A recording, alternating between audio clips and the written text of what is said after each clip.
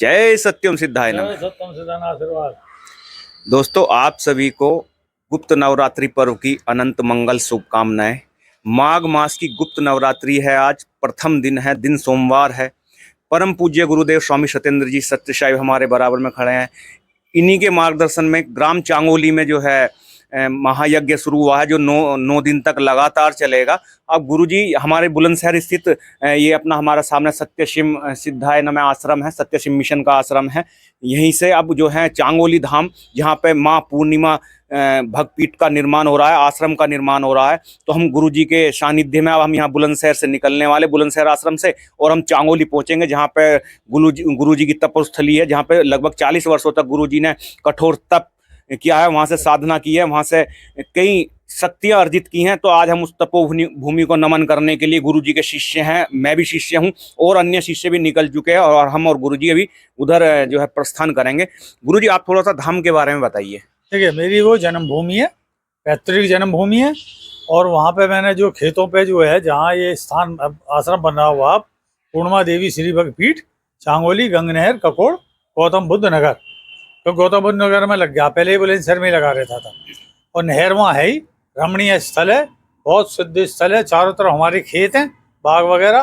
तो इसलिए जो है वहाँ जो भी भक्त जाके मनोकामना मांगता है, समाधि है, सिद्ध वृक्ष है, उस पर अपना लाल कपड़े या काले कपड़े के अनुसार अपनी मनोकामना सदा वृक्ष से बांधता है, दीपक जलाता है, 4 दीपक समाधि पे और 1 दीपक पेड़ गए, और बाकी जो हॉल बना हुआ है उसमें अखंड ज्योत जलती रहती है। पूर्णिमा देवी का निर्माणाधीन कार्य है।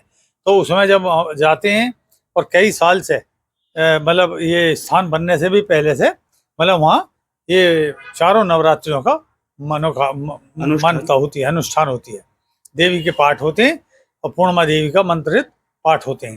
तो अभी हम यहाँ से चल रहे हैं सभी, और पहुँचने के बाद में और वहाँ ही आपको दर्शन देंगे, देवी माता की कराएंगे, और सबका कल्याण होगा। जय देवी मैया पूर्णिमा माता की जय। जय सत्यम सिद्धाय नमः। तो दोस्तों देखिए, गुरुजी ने हमें जानकारी दी। अब यहाँ आप भी हमारे साथ इस यात्रा में शामिल हो सकते हैं हमारी वीडियो के माध्यम से। और ये एक निर्माणाधीन भक्तपीठ है, जिसका निर्माण कार्य पिछले लगभग 2-3 वर्षों से लगातार चल रहा है, और अभी भी आगे चल रहा है। अगर आप उसमें कोई दान पुण्य करना चाहते हैं, तो आप अगर हमारी इस वीडियो के जो अन्य आप पोस्ट देखेंगे, उसमें QR कोड भी दिया गया है। आपको कोई वहां पर दान पुण्य करना, QR कोड के माध्यम से आप वहां पर दान कर सकते हैं। गुरुजी से मिलना चाहते हैं तो भी आप हमें कमेंट कर सकते हैं। और आपका कोई प्रश्न है गुरुजी से अपने जो पारिवारिक समस्याओं को लेकर के, गुरुजी उसका भी निदान करते हैं। और इसी कामना के साथ कि माता रानी पूर्णिमा देवी की हम पे कृपा बनी रहे, गुरुदेव का आशीर्वाद हम पे बना रहे, और हम प्रस्थान करते हैं।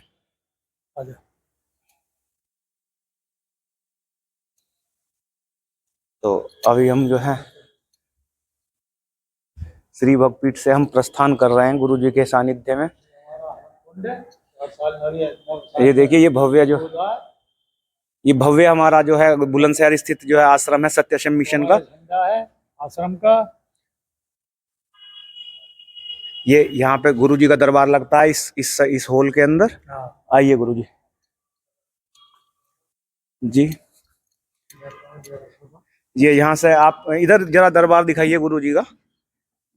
यहाँ पे गुरुजी जो हैं प्रत्येक माह के शनिवार और रविवार को लोगों की समस्याएं सुनते हैं, और उनको जो है उनकी जो कष्टों का, उनका निवारण, उनका उपाय बताते हैं। तो देखिए साथियों, हम बुलंदशहर आश्रम से अब बुलंदशहर रबुपुरा जेवर मार्ग पर चल रहे हैं। गुरुजी हमारे साथ पीछे बैठे हुए आशीर्वाद दे रहे हैं।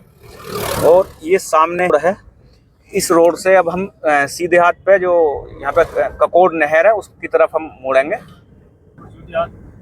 तो दोस्तों, अगर हम बुलंदशहर से जेवर की तरफ जाते हैं तो हमें यहाँ से सीधे हाथ की तरफ कट लेना है, और अगर हम जेवर से बुलंदशहर की तरफ जाते हैं तो हमें उल्टे हाथ की तरफ कट लेना है। और ये यहीं पे बराबर में ही हम अब सीधे हाथ की तरफ मुड़ेंगे, और ये ककोड़ नहर की तरफ ये रास्ता जा रहा है। ये देखिए, यहाँ से इस जगह से जेवर की दूरी 21 किलोमीटर जो बोर्ड पे अंकित है वो दिखाई गई है। और यहाँ से अब हम जो है सीधे हाथ की तरफ, हम बुलंदशहर मार्ग से सीधे हाथ की तरफ हमने नीचे की ओर अपनी गाड़ी को लिया है, और यहाँ से हम सीधे हाथ की तरफ मुड़ेंगे। ये देखिए, यहाँ से जो है रास्ता अब ये घूम रहा है पूर्णिमा देवी श्री भक्तपीठ आश्रम की ओर। और अगर आप जेवर से आते हैं तो ये आपके उल्टे हाथ पे पड़ेगा। ये हम यहाँ से कट गए हैं और ये सामने जो है यहाँ पे द्वार का निर्माण हो रहा है, महर्षि वाल्मीकि द्वार। और यहाँ से अब हम जो आश्रम की ओर प्रस्थान करेंगे। और आश्रम से जेवर एयरपोर्ट की दूरी मात्र 8 किलोमीटर है।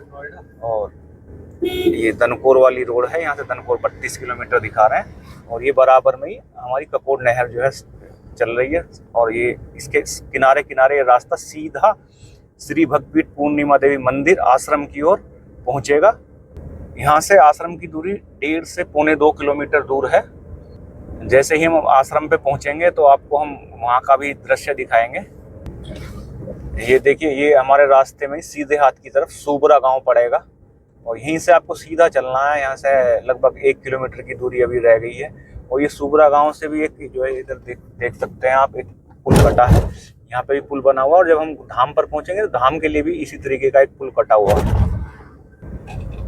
ये अब यहाँ पे जो है अजय नगर का दूसरा पुल आ गया है। ये देखिए आप, ये दूसरा पुल है अजय नगर का।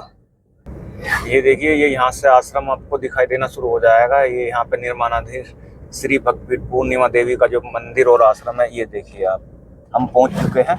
और अब ये तीसरा जो कट आएगा, यहाँ से तीसरा जो पुल आएगा, ये चांगोली कट बोलते हैं। चांगोली गांव का कट है ना। हाँ, और यहाँ से हम लेफ्ट लेंगे तो लेफ्ट यहाँ से जो है हम फिर सीधे ही पूर्णिमा देवी श्री भक्तपीठ आश्रम पर पहुंच जाएंगे। ये देखिएगा। और ये इसके जो हमारे बैक साइड में है उधर चांगोली गांव है। और ये हम पुल पार करके अब सीधा हम श्री भक्तपीठ आश्रम पूर्णिमा देवी मंदिर की ओर प्रस्थान करेंगे। ये देखिएगा, ये अपनी जो है गंग नहर है। गंग नहर के किनारे ही हमारा जो ये आश्रम बना हुआ है। कितना सुंदर दृश्य है। यहाँ पे घाट भी गुरुजी ने बनवाया हुआ, कच्चा घाट है, बहुत बढ़िया स्नान करने के लिए।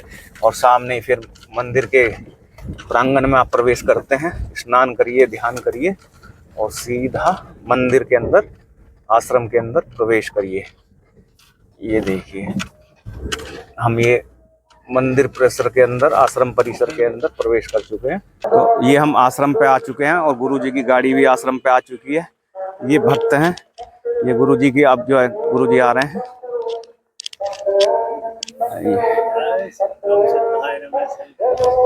जी, गुरुजी आशीर्वाद दे रहे हैं। गुरुजी पहुंच चुके। जी गुरुजी, 1 मिनट।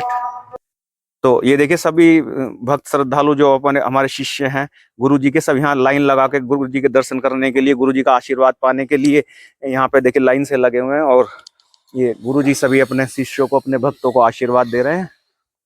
एक एक कर सभी शिष्य गुरुजी से यहाँ पे आशीर्वाद प्राप्त करने के लिए सब एक एक करके अपनी बारी बारी से गुरुजी का यहाँ पे आशीर्वाद ले रहे हैं। ये भव्य भक्तपीठ, गुरुजी बस अभी आगमन हुआ है, गुरुजी का ये स्वागत कर रहे हैं भक्त गुरुजी का, परम पूज्य स्वामी सत्येंद्र जी सत साहिब का। ये बारी बारी से सभी भक्त जो हैं गुरुजी से आशीर्वाद प्राप्त कर रहे हैं। आप भी हमारी वीडियो के माध्यम से पुण्य के भागी बन सकते हैं, गुरुजी के आशीर्वाद से जुड़ सकते हैं, गुरुजी की कृपा से जुड़ सकते हैं। आपका कोई प्रश्न हो गुरुजी से, वह आप कर सकते हैं। और गुरुजी जो है, जो पारिवारिक समस्याएं होती है उनको लेकर के उनका भी समाधान निदान करते हैं। और ये गुरुजी के परम शिष्य है। जी जी, ये हमारे जो है व्यवस्थापक हैं जो आश्रम के, योगेश्वर बलराज तोमर, और चांगोली में रहते हैं। और यहाँ ये जितना भी कंस्ट्रक्शन चल रहा है और ये खेती वगैरह जितना भी काम है उसको सबको यही देखते हैं। यहाँ है छोटा भाई है और आशीर्वाद है इसको खूब फल फूलो। आशीर्वाद जी, भगवान भली करे। मंजू देवी को भी आशीर्वाद, हाँ भगत को, और रिंकू भाई को, भगत मंडली को आशीर्वाद, भगत मंडली को आशीर्वाद, आशीर्वाद। हमारे पंडित जी, अरे पंडित जी की जय हो। हमारे ये जो है कर्मकांडी पंडित हैं, जो है यही जो है हर नवरात्रि में, जितनी भी कई साल से नवरात्रि चल रही है उनमें ये करते हैं।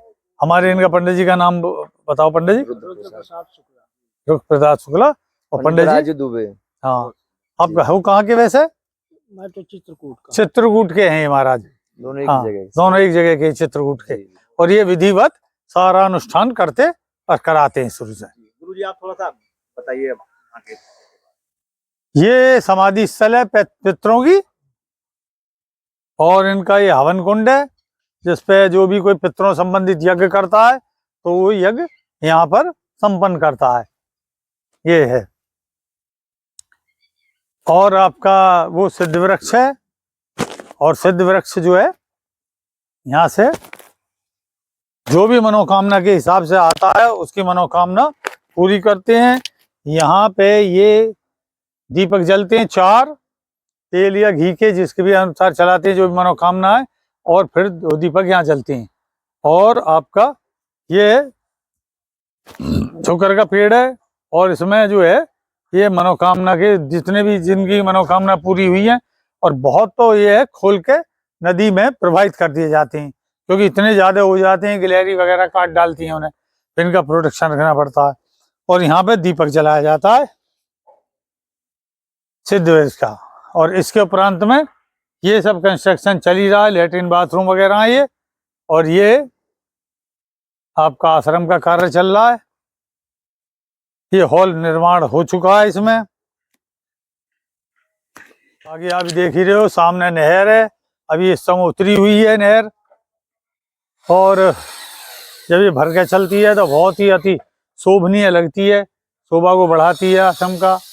ये इसका हॉल है यहाँ से, जिसमें यज्ञ वगैरह होते हैं। अभी चूंकि यज्ञशाला की थोड़ी सी समय लगता है बनने में, जल्दी जल्दी उनका सबका निर्माण कार्य चल रहा है।